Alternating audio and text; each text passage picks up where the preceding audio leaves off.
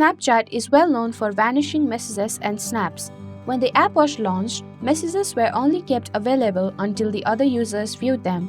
However, users can now extend the time limit to 24 hours thanks to a new feature. Hello everyone, welcome to Online Help Guide. Today in this video, I am going to show you how to save messages for 24 hours on Snapchat. So without any further ado, let's get started. Open your Snapchat on your device. Click on the chat icon at the bottom bar. Long tap on the particular person you want to save message of. From the pop-up menu, tap Chat Settings. Tap on Delete Chats. Tap on option 24 hours after viewing. There you go, the simple steps will show you how to save messages for 24 hours on Snapchat.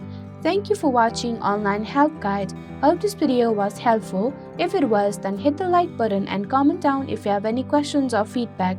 Also, if you are new to our channel, subscribe and hit the bell icon so that you don't miss our upcoming videos.